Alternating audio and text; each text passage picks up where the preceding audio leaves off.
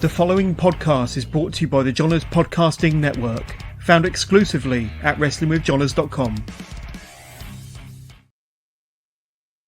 So I'm back here with another guest, Tyler Wrestles. How are we doing, man? I am doing great. How are you doing today? Well, it's funny you mentioned today, because obviously it's about 6 hours in ahead, which is like, what are we on now? 7:41 in the evening for me. So I think that's like 1 o'clock, 1:41 for you. 141 here. Yep, 141. It's crazy how virtual we can connect. Do you know what I mean? It's crazy in today's technology. Yeah, it really is. How would you say we first came about talking? I started following you, I think, and then I think you reached out to me basically, and we just kind of tried to figure out a time multiple times because I'm pretty busy Literally. and the time difference and stuff too. That didn't help. But yeah, I think that was a lot of it. I think I just came across you. I want to say, I don't know. I was commenting maybe something on Wheezyblonde or someone's. I was commenting on someone's post maybe, and I saw you, so I followed you or suggested me to you on Twitter. So, but that's kind of how I think we came together. Well, thank you for Twitter and Wheezyblonde. Speaking of Wheezyblonde, you did a video with her, and Yes, it's quite interesting. yes. Quite interesting. Yeah. Good video as well, by the way. Well, thank you. It's okay. You're Yeah, I had big a lot of into fun your doing that. cards, aren't you? Yeah, I've been doing cards, and I mean, I've been collecting cards and selling cards and doing all that since I was young. And then, I mean, eBay stuff, reselling, all that stuff. But my collection isn't the biggest right now, but I, a lot of times I've been getting them and then selling them to flip them, and then get better cards. Basically, that's kind of what I'm doing, trying to build more, get more rare, highly desired cards because it's not a cheap hobby. So Can be expensive a bit. yeah, it gets crazy. I mean, and I don't know if you've seen like, even outside of wrestling, I do a little bit of everything, and I mean, like the cards are going for tens of thousands of dollars, hundreds of thousands of dollars, like the really rare ones and stuff. And I mean, and they're even brand new cards. It's not like they're old or anything, but it's crazy. So, Would you say this most expensive one you have? actually, I have my most expensive right now. I have a MJF dotted line signature from the 2022 AEW series, which was the first run of AEW cards. I got it graded. It's a gem mint 10 from PSA, and I mean it's worth a couple grand probably, I would say. So Awesome. Yeah. Remind me about something after this, because I've got a card and I don't want it anymore. So okay. I will. If you've got it, then that's fine. If not, then I'll ship it over.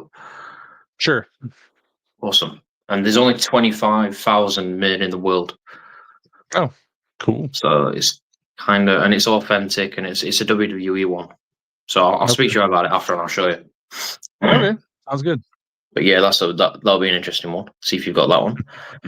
Yeah. Yeah. Wheezyblonde, in my opinion, is one of the best wrestling content creators out there, and I've been very fortunate to have had her on, and I'm very fortunate to have her on again coming up soon. She's just so down to earth, great content creator, and I've got nothing but great things to say about her. Yeah, me too. Honestly, yeah, she was kind of one of the inspirations for me to even be doing this, because she started doing this. I had a TikTok. I have a personal TikTok account, and I happened to come across her and a couple other people, and I'm like, what is this Wrestle Talk stuff? And she had just started. She had like 100 and some followers.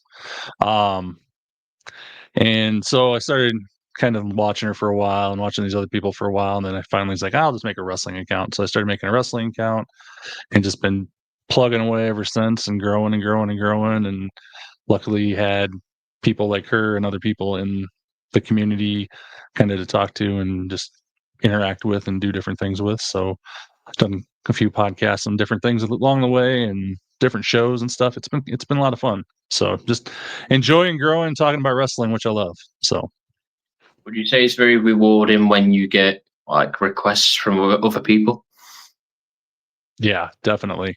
Yeah, whenever I get a lot of requests, and I mean, some of them I'm kind of a little guarded on because I mean, I get so many. I'm busy as it is, and then because like I do have a day job, I don't do this full time. I wish I could, but between my day job and then just I'm doing my live streams and everything else going on, there's just not enough hours in every day, and I feel like there's a lot of everybody's got a podcast, everybody has something out there right now, and I think some of them you can tell which ones aren't going to make it, or they're just doing it for now. But maybe they're not fully into it. I like to kind of vent and kind of see what I'm going to be doing if I'm going to be on that show. So I try to go back and watch a few episodes or listen to a few episodes of stuff, um, and kind of be a little bit picky now that I've got bigger because I mean definitely people want me on there because I mean I'm not going to bring you millions of followers or views, but Mm, definitely it helps a little bit. So. yeah, it's very nice and rewarding when you get that, Yeah.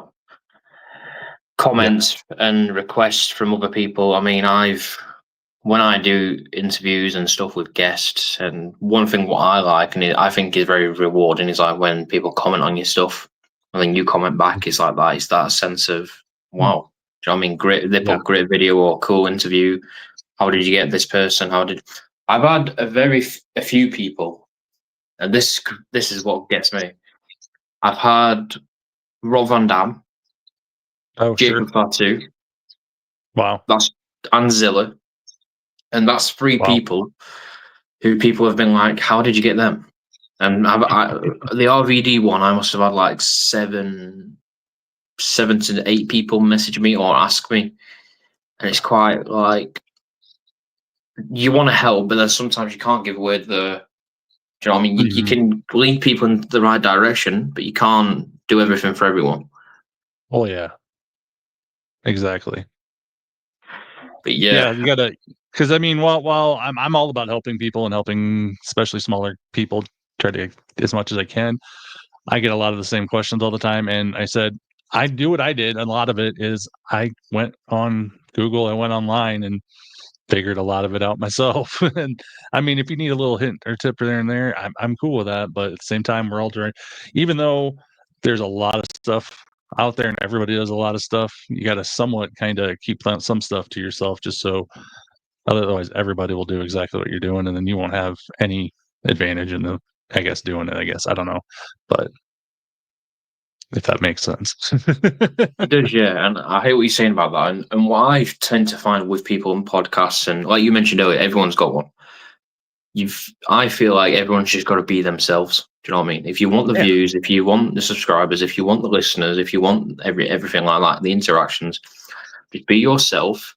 And then when you publish it, if you share it, I share it. Do you know what I mean? And then if someone comes from your channel, they start seeing people who I've had. Do you know what I mean? Then they like me. It's vice versa. But the best thing you can do is just be yourself. Well, yeah, exactly. I mean, if you try to be disingenuous or fake, I mean, people definitely can pick up on that, and that's where you run into a lot of problems, and you won't grow. I mean, people will quit listening to you or stuff like that if they know you're putting on a show and it's not actually coming from your heart, coming from you. And I mean, people got to like the person and not just the product they're putting out there. So I mean, that makes a big difference as far as following and stuff like that goes, and growing your platforms. So, Definitely. So when would you say you decided that you wanted to be a content creator? well, I want to say, like I said, I kind of, it's kind of funny. Before I got into the wrestling side of stuff, for since end of 2017, early 18, I did a bunch of reselling stuff. I actually had a reselling account. I had over almost 11,000 followers on Instagram teaching about reselling, doing reselling, and crazy stuff like that. But then when kind of the 2020 pandemic hit and all that stuff, things changed a lot in that sector. And I still do it a little on the side, but I really was like, yeah, I'm done with that for now. Not doing what I was. So, like I said, I got on TikTok. I made a personal account, which I have over 20,000 followers on that, on my TikTok. And then I just one day, like I said, I came across all these wrestling content creators, and then started my own wrestling TikTok, which expanded into live streaming, expanded into Instagram, Facebook, YouTube, X. I mean, I'm on everything now, and I've got a pretty decent following on some of them. X is probably my weakest, actually, but I got over 40,000 people on Facebook, almost 90,000 on TikTok, and 11,000 on Instagram. But yeah, I mean, it's been growing slowly and slowly. And it's just been fun because I see people appreciate it. I would have never guessed anyone would want to listen to a word I had to say. And there's always those deters out there, those haters out there. But I clap back a little here and there. But honestly, for the most part, I think most of those people just want a reaction. So I just block half of them anymore. So What would you say? So call it 8 years coming up to. What would you yeah, say is the biggest reward or the biggest time that you noticed that you was like, fucking hell, I'm making something of this. I'm actually going somewhere and I'm enjoying it. I'm this and that. I guess whenever you can do anything that you really love or you enjoy, and you can find a way to first of all talk to other people about it, because that's one thing, especially with wrestling. I have a brother. He lives like 2.5 hours from me. Other than that, I really don't have any people in my life that are wrestling fans, and I haven't forever. So it's nice to be able to have a community of people to talk to, and actually people listening to you, people reaching out to you for your opinions and stuff like that. And I mean, another obviously reason I've been doing this, it's kind of my side hustle right now. I'm monetized in some ways, which does definitely help. It wasn't really my plan going in, but I mean, I've been offered it. I've been offered some sponsorship type things before, and that just, I mean, it's cool to get someone reaching out to you that wants to pay you to do something and of something you love to do. And I never would have ever expected that. But really the community is the big thing. Just I feel I get so rewarded when people ask me about things or ask me my opinions on something, and or want me to like be part of something, or just that, because I would have never expected that. Yeah, I understand that, man. So obviously along the way, obviously you mentioned you've got a day-to-day job, you've got a life, you've got family. Do you know what I mean? You do your streams like 3, 4 times a week. How do you Mhm. cope with like tiredness or burnout or just like, wow? Have you ever thought of that or it happened to All the you? time. All the time. Uh I definitely have moments. I mean, there's been moments. I mean, even since I started just the wrestling side of it, there's moments when I'm like, I don't really care to do this today, or I just, I've taken one thing I've been doing to really kind of help that is if I feel like that's coming on, I'll take a weekend off or something and just I relax and try not to do it. I've also got a lot better at scheduling what I do and how I do it, because like a lot of times on the weekends or a Sunday or something, I will try to shoot a bunch of videos all in one day, so I don't have to mess with them during the week, other than maybe have to edit something here or there. But um, as far as like long form content, because I mean most of my reels or my TikToks or anything like that is all pretty much done on the fly for the most part, unless I do there's every so often I do schedule a bunch of those and record a bunch of those on the weekends too. But yeah, time management has definitely been a big help, but I definitely have felt like I'm like just over it for a while, and I take a break. You got to do something else. You got to take a break. um Dealing with, like I said, the full-time job thing, there's been nights where like I stay up till 1, 2 in the morning, and I depending on which store I'm going to, because I do manage two stores right now. I run two auto parts stores. One's an hour away, so I have to get up at like 4:30 in the morning. Wow. So I'll sleep like 3 hours sometimes, but that was how it was when I first started. But like I said, I've really learned how to cope with managing my time a lot better, and that's made a huge difference in my life. So Mm. Well, that's the main thing in it. Like, obviously, time management and not trying to like burn yourself out and just get like overwhelmed and stuff like that. Yeah, that's that. The main thing is to find that balance in the middle, and sounds like you're doing a pretty good job of it. Yeah, and one other thing is, I know other people that have streamed or do the live thing. Something comes up in your personal life, go do it. Don't. I mean, your fans will understand. I know there will be ones that will give you shit and that don't understand. Uh, but for the most part, all your true fans will get it. Hey, you need a night with your family, or you need a night to go do something. It's not that big a deal. It's okay to do. When I first started, I'm like, I can't miss a night. I can't miss a night at all. And I know Wheezy and other people have struggled with that. And now and I know she's got to the point, and like I'm to the point where if something's going on, I got to go do it and not let it affect me mentally, and then be able to actually not affect other people because I can't go do something. Yeah, family comes first. Yeah. So, what would you say is the end goal for you? I honestly don't know if I really have 100% end goal. I just want to keep growing. Um, Doing what I do. As long as I love this, I'll do it. Um, I guess, yeah, just grow, experience more and more opportunities, meet more and more people actually face to face in person. That's one thing I really worked on this year. I went to a wrestling convention here about right at the weekend after WrestleMania in Indianapolis, which is huge. They had almost 100 different wrestlers there and thousands of people. Um, had a great time and just met a lot of amazing people that I've been talking to, and finally got to actually see them face to face. But definitely do more in person type stuff. And I don't know, just keep growing and getting more access to do cool things that I guess people kind of want to do. Once you get to a certain point, you can kind of do different things that you never imagined you could do, I guess. So Yeah, I understand that one. So, obviously, the news I've just broke about R-Truth. yeah. I am gobsmacked. Yeah. I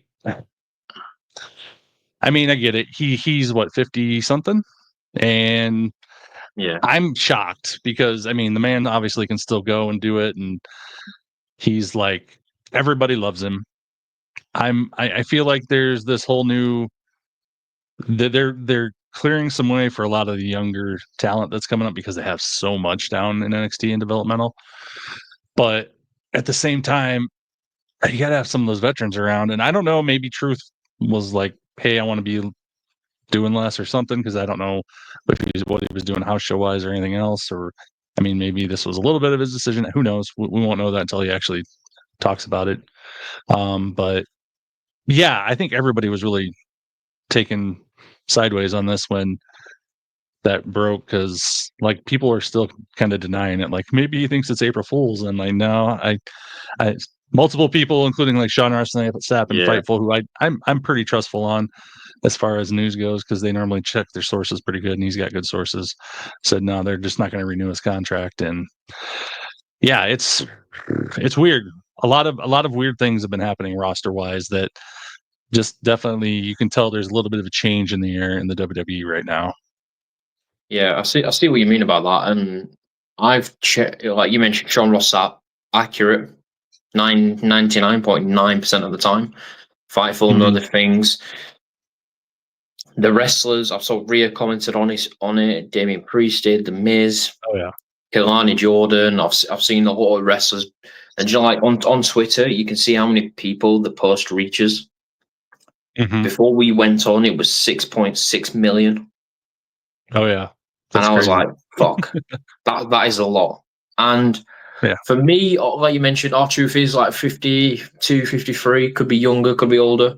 He's been in the WWE for 15, 16 years. Even before into the early 2000s, and he was Mhm. there for a little bit. He he's adored by the WWE universe. Yeah. He knows his role in the locker room. Everyone loves him. Everyone's going to miss him. He plays his part on the WWE programming really well. Yeah. And for me, I wouldn't have let him go. If you're going to change his position or his thing, why don't you put him as an ambassador like Titus O'Neil? Yeah. That's, Exactly. you know what I mean? Well, I figured maybe ambassador or like I mean, obviously, everybody has a problem with Def Rebel. Maybe have him do something with the music because he's all about the music. He loves his music, and Yeah. I think that would have been another thing. Which maybe they will. You never know. I mean, maybe they'll do some sort of different contract. It just won't be a talent contract. But And he just no, had that run with Cena on it as well. yeah. He's just did that programming with Cena. Yeah. Which maybe that was his. I mean, that was kind of his big last hurrah, and I mean, they've always been kind of linked, so it was a good way to go out. But at the same time, yeah, I can't believe it. Neither can I. I saw it. I was like, do you know what I mean? Because normally Yeah. he doesn't put it. The WWE Universe puts it, or someone, or Sean Ross Sapp puts it first. I was like, is he playing with us? No, and it was legit. I was like, wow, Yeah. gobsmacked. Yeah, exactly. Crazy. We both said that then. You mentioned obviously you came across a lot of content creators when you was first starting out and stuff like that. So who now in 2020, June 1st, 2025, who is some of your favorite content creators that you like to watch or listen to? I mean, obviously Santy. Santy is the GOAT in my opinion when it comes to wrestling content creation. Santy's app. The guy is, I don't know how he does it, honestly. He works his ass off. He's been doing it forever though. And Con Man's another guy just like him. They're very similar. They've both been doing it for a long time, and they both put out quality stuff all the time. Obviously, we've talked about Wheezy. Mini Portable is another person. If you haven't seen her, she's awesome. He's amazing. Another creator I like. As far as like more of the podcast, one of my favorite podcasts, and I've been on several times, and they're basically brothers to me, is the DWO podcast. They have wrestlers and they go to wrestling, and they also have kind of some general life stuff on there. And like 2 weeks ago, I don't know if you're familiar with the show King of the Hill, but they had one of the guy. Yeah, it's a pretty popular thing, and they're bringing it back as a revival here. But they had one of the voice actors on there, and he's kind of a famous actor. They've had different actors and stuff on, so they kind of dabble in a little bit of everything. But wrestling's their main focus. Those guys, I like them a lot. The DWO podcast. I'm trying to think who else here. A bunch of my friends, they do one's Shayna Hill. She's on TikTok, she's on Instagram, she's on Twitter, she's on everything too. She has a lot of very interesting, and she's actually a very, very, very huge British wrestling fanatic from the US. Okay. Like she was watching stuff, she's been watching that stuff forever, and like probably knows more than a lot of people over here, especially. But yeah, she's been a huge British wrestling fanatic, and she's like friends with a lot of British wrestlers and stuff like that. You have to put her my way. There's so many. What's that? You have to put her my way. Yeah, I will. Yeah, definitely. But no, there's just so many people. It's hard to even name a lot of them. But honestly, I get a lot of my stuff mainly just scrolling through my Instagram or scrolling through TikTok, or there's a few people on like I said, on YouTube and stuff I follow. But for the most part, I kind of take it all in the small doses through Instagram or TikTok or X sometimes. So there's so many good ones now. So many people have really put a lot of effort into making quality content and putting out good stuff that isn't just the same thing that the other guy's saying type thing, in a positive light. Because there's so many people that are negative out there that I honestly I try to avoid the negative people a lot of times because it just brings everybody down. Best way into it, to be honest. No. You mentioned obviously you get asked to do a few podcasts here, there, and everywhere. You mentioned obviously what brings it down to you that if you decide to do them, but what stands out for you the most? Like if you're going to pick someone. I guess one thing I like to do, like if I'm looking at podcasts that if they ask me to do stuff, one, I like to see that they have consistent episodes, or like they're actually, or they've been doing it for a while. The new ones, I feel like, especially if I go back and I listen to them, you can kind of tell that they're new. There's lots of just like dead silence or awkward moments, or like they're not editing stuff, so it's like completely, yeah. It just, you can just tell it's a new podcast. I don't know how to explain it any better than that, but there's just a lot of weird and mishappenings during the podcast that, when someone's done it for a while, they aren't going to do that. Um, or they don't have like an intro video or intro music or outro music. You just start talking, and I'm like, yeah, that's obviously, I like to be somewhat professional. Let me put it that way. But I guess a little bit of it is too, like I said, I tried to listen to or watch some episodes before I'd make a decision, just because I gotta feel like they have the right vibe. Because like I said, if it's someone just constantly on there crapping on people, tearing people down, I don't want to do that. I'd rather. I'm okay with criticizing things, but I'm all about being positive, trying to be more positive, because I feel like there's so much negativity in the wrestling community that the positive people, honestly, I think stand out when it comes to it, and people like to listen to that because 100%. they get so much negative stuff. 100%. So you're a women's wrestling advocate. That's right. Yeah, definitely. I love women's wrestling, and I want it to keep growing more and more. And honestly, I think some of the women, especially that NXT crowd, and some of the women in AEW now, especially, and TNA's always been good. They're just getting so dang good that they are going to be the feature. Especially WWE is going to have to shift and feature the women a lot more. I got a feeling. Um, and really, in my opinion, like the PLEs, anytime we've had Royal Rumbles or Elimination Chamber or any of the matches, half the time the women's matches are better than the men's matches, in my opinion, especially lately. Yeah. But I don't know. I love watching women's wrestling. I just feel like there's so many more possibilities, and it's a little more pure than the men. And I don't know. It just doesn't get the respect from a lot of people, because that's one thing, like during my live streaming and stuff, I get idiots in there and they're like, oh, it's bathroom break time, or I hate this, I'm not gonna watch this, I'll be back. And then just like, I don't get it. It's the same thing. It's just they're just women and men. I mean, whatever. I don't know. Because the women can do pretty much anything the guys can do now. So Pretty much. So who is your favorite women's wrestler? favorite, well, I mean, obviously Rhea Ripley. Mhm. She's always been one. AEW side, I'm a big Jamie Hayter fan. I've loved Jamie Yeah. Hayter for a long time. Chris Statlander. Um, as far as more WWE, I'm love Chelsea Green. I think Chelsea Green, her wrestling potential hasn't been shown as much, because if you've ever seen her on the indies or anything else, like I know there's that infamous clip of her and Penta fighting in Lucha Underground. She can go if she needs to, but just she's so smart and good at her gimmick that she doesn't really need to do that, because that's not her thing right now. But I love her a lot. Stephanie McCool, I've been watching her for several years now, back when she was doing CMLL, even before she did her AEW thing with Mercedes. Um, I don't know. There's so many. Just there's so many good ones up and coming. Like, yeah, especially Jordan Grace, Julia. I mean, there's so many that Yeah, are it's I true. love watching. What you had the Shearers.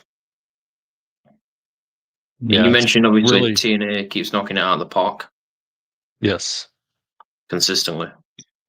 Yes. Yeah, they've always been kind of the leaders of that. And actually, I would say right now they kind of went down just a little as far as the women's division goes, but I feel like they're starting to kind of pick it back up now that they've got Indy there. I've always liked Indy Hartwell too. I mean, I feel like she kind of got a raw deal in the WWE, but Yeah. yeah, It takes some people to get released by WWE and then 4, 5, 6 years later get the call back, or even 2, 3 yeah, years, and then yep, you're even better. It's like I'm just yeah, waiting for like when Matt Cardona gets the call. yeah, Do you know what I mean? yep, He's fucking killing it. Sorry for my yeah. French, but he's killing it. No, He's I made agree. more I'm money on it on the Indies than ever. yeah, yeah. I've seen him a couple times live at a few shows, and I'm surprised he hasn't been called back yet. I mean, and it sounds like I listened to the Chris Van Vliet interview with him in what 2 weeks ago, And I think he's a little shocked he hasn't got the call yet. And he's even talked to him a few times about, hey, if you want me back. And I think it'll happen. I just think they're trying to find the right time to do it. Yeah. But I do think it'll happen because he's got way over on the indies, that's for sure. And he's pretty dang entertaining. Oh, definitely. And if he was going to go back, it'd be as Matt Cardona and not Zack Ryder, in my opinion. Yeah. No, I agree 100%. Yeah. I don't think he'd do Zack. He said Zack Ryder's dead, so. Pretty much. Yeah. So, who is your Mount Rushmore of professional wrestling? That's always one of those tricky questions. I ask everyone that. I know, and it's honestly one of the dreaded questions by content creators. I kind of feel like just because you could take it so many different ways. I mean, like if you're just talking, obviously, I think Stone Cold has to be on there, just because I think he did so much for the business.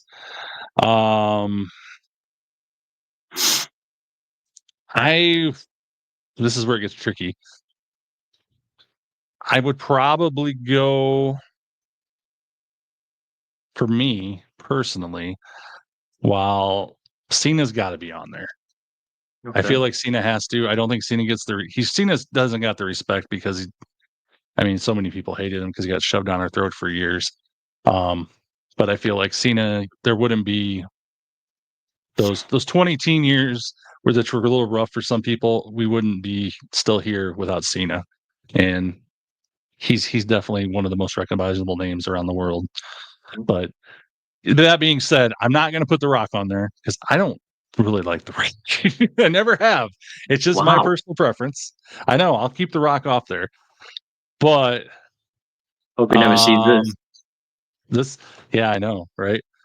I got to think about this now because I'm constantly changing my mind on a lot of this. I would have to go for my third pick. If I went outside the WWE, I think you got to, even though obviously we've heard a lot of horrible things about him lately and different things, Ric Flair's got to be on there just because, again, Ric Flair is one of the most recognizable names out there. He has his name dropped in lots of rap songs and different things going on. And I feel like Ric Flair has to be mentioned as far as that goes. And then I would go probably for my last person. This is where it gets tricky. As much as I'd want to put The Rock on there. See, the fourth person's always kind of where I go back and forth on a lot of people. I think, honestly, I know a lot of people are going to hate this. I'd probably put Triple H on there. Ooh. Or Randy Orton. Either one of those two. Randy Orton I could see. Triple H I can see as well. Either one of them. Yeah. It's just yeah, exactly. Everybody's going to be different. And I don't think there's really a right answer to it other than obviously you have to have Stone Cold and certain people on there in a way. But I think if Randy could win that one more championship before he's done, I definitely think that could lock him in. But yeah, I just feel like Randy and Triple H did so much, even though obviously a lot of people are like, well, Triple H did because he's the son-in-law. And it's like, yeah, but he was great at it, what he did. So 100%. I don't know. Yep. So what's your plan for the rest of 2025? My plan for the rest of 2025? Just keep growing, keep working on things. I'm gonna try to go at least one more event, big event, a WWE event or AEW event before the end of the year.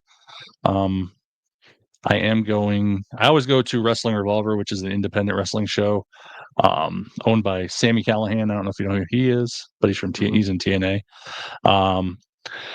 He does a show here about 2.5 hours from my house. I'm going there actually in 2 weeks.